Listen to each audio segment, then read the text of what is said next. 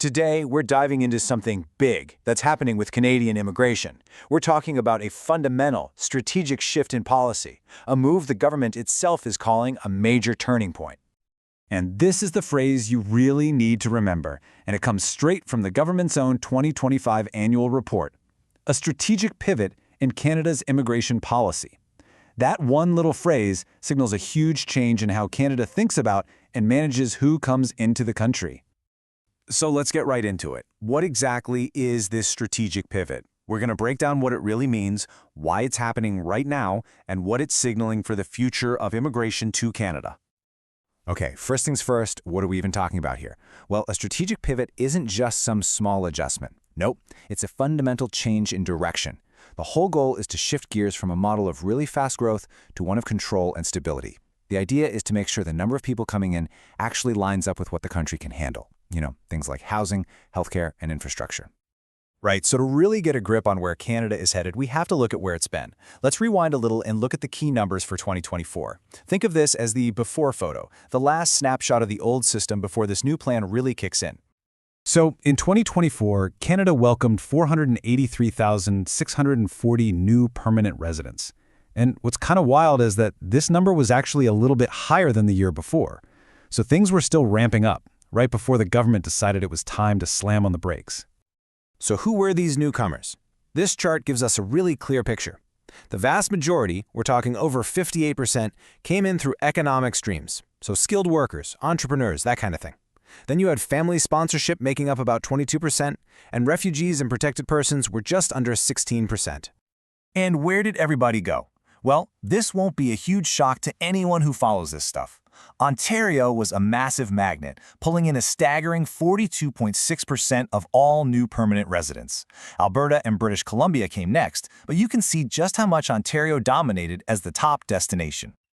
Okay, so if the permanent resident numbers were still high, what was the actual problem? What was the one thing that made the government say, "Whoa, time out"? The answer, and the real trigger for this entire policy shift, was all about temporary residence. And look, this wasn't just a media headline. The government itself, in its own report, described the explosive growth in temporary residents, students, workers, visitors as, and I quote, unsustainable. That word, that's a big deal. It signals that taking action wasn't just an option anymore, it was an absolute necessity. And we were already seeing the effects of this new mindset. Just look at the number of study permits handed out. In a single year between 2023 and 2024, there was a 24% drop. That is huge. It's the direct result of a new cap, and it shows the government was already hitting the brakes hard, even before this big long-term plan was officially on the table. So all of this begs a pretty obvious question, right? Why the sudden and pretty dramatic change? What's the government's actual game plan to deal with this unsustainable situation? And that leads us straight to the new plan for 2026 through 2028. The core idea here is a complete 180-degree turn from the last few years. The new mantra, the new name of the game is to stabilize, not to grow. And here are the numbers to prove it. The plan is to level off the number of new permanent residents at 380,000 a year for 3 years straight. Now, compared to the nearly 500,000 we just saw in 2024, that's a pretty significant drop. It's a clear move toward predictability and stability. But honestly, the most dramatic, the real jaw-dropping change is right here, with temporary residents. This timeline shows the plan for cutting the number of new arrivals each year. It's set to fall from over 670,000 in 2025 all the way down to just 370,000 by 2027. That is a massive cut, designed to get this situation under control and fast. And this is all driving towards one big, very specific goal: to bring the total number of temporary residents living in Canada down to less than 5% of the entire country's population by the end of 2027. So this isn't just a vague idea. They've put a clear, measurable target on their stabilization efforts.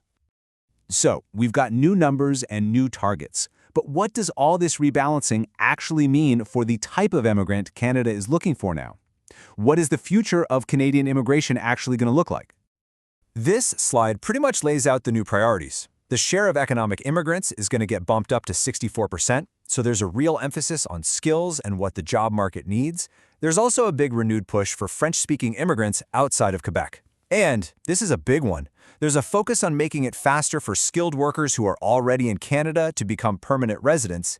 And finally, they're creating new pilot programs to try and attract people to more rural and francophone communities.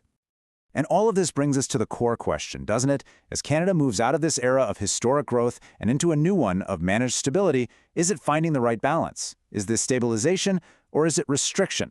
That's the key challenge, and the answer is going to shape the country for many, many years to come.